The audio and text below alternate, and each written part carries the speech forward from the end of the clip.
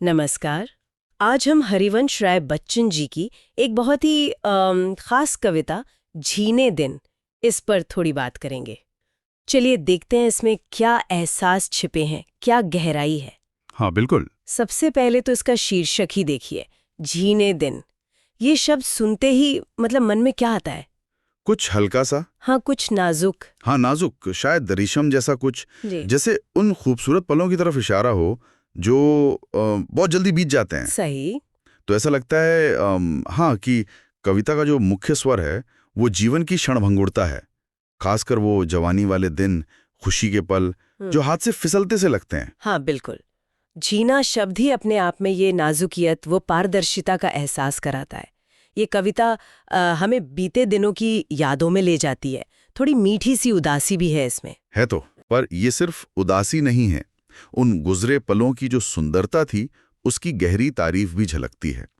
जैसे जीवन का ये जो बदलता स्वभाव है, फिसलता हुआ सा, उसको एक तरह से शांति से देखना, समझना, इसमें वो क्या कहते हैं दार्शनिक नजरिया भी है। सही कहा। एक तरह की स्वीकृति है ना, जीवन जैसा है उसे वैसे ही देखना। तो कविता का जो केंद्रीय भाव है वो यही लगता है कि जिंदगी के सबसे प्यारे दिन, वो दिन जब हम खुलकर हंसे, प्यार महसूस किया या बस यूं ही मन खुश था, वो अक्सर बहुत लंबे नहीं टिकते। बच्चन जी ने जैसे उन्हें समय के ताने बाने में बुने नाजुक धागों की तरह देखा है, हाँ जो जरा सी ठेस लगने पर टूट सकते हैं या शायद धुंधले पड़ सकते हैं। ये तस्वीर ही कितनी मार्मिक है। और शायद कवि का संदेश भी इसी में छिपा है कि जब हमें पता है कि ये पल इतने नाजुक हैं, इतने जीने हैं, तो फिर उन्हें और ज्यादा सहेज कर जीने की जरूरत है।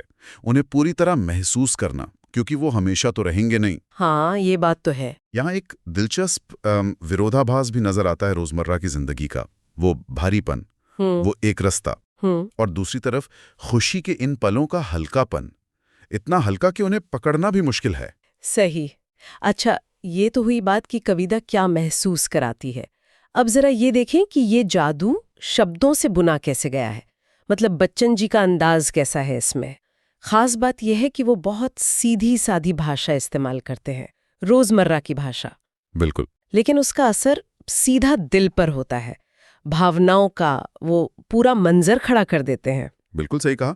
और उनकी भाषा में आप देखें तो प्रकृति के तत्व खूब दिखते हैं। हाँ, वो तो है। जैसे हवा का हल्कापन हो, या रोशनी की किरणें, या फिर रेशम की वो मुलायमता।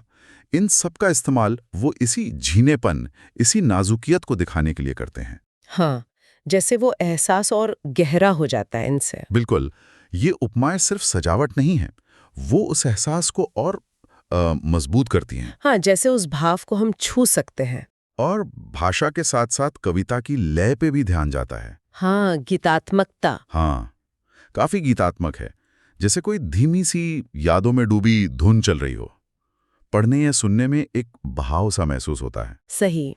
ये संगीतमयता भी कहीं ना कहीं उसी विचार को बल देती है कि जीवन के पल आते जाते रहते हैं, एक प्रवाह की तरह, और उन्हें स्वीकार करने में ही एक तरह की शांति है। ये उस दार्शनिक नजरिए को और पुख्ता करती है। तो अगर हम सार निकालने की कोशिश करें तो झीने दिन जिंदगी के उन खूबसूरत पर हाँ अस्थायी पलों पर एक गहरा चिंतन है। ये हमें रुक कर उनकी कीमत पहचानने और उन्हें सराहने के लिए कहती है। एक तरह से ये याद दिलाती है कि शायद सबसे अनमोल चीजें ही अक्सर सबसे नाजुक होती हैं। हाँ, और ये कविता हमें एक जरूरी सवाल के साथ छोड़ जाती हुई मुझे लगता है। अच्छा, क्या? कि जब हम ये समझ जाते हैं या मान लेते हैं कि खुशी और खूबसूरती के पल इतने जीने हैं, इतने क्षणभंगुर, तो क्या इस समझ से उन पलों को अनुभव करने का, उन्हें जीने का हमारा तरीका बदलता है? क्या ये जागरूकता हमें उन्हें और ज्यादा गहराई से और ज्यादा ध्यान से जीने के लिए प्रेरित करती है? सोचने वाली बात है ये। बिल्कुल, सोचने वाली बात है।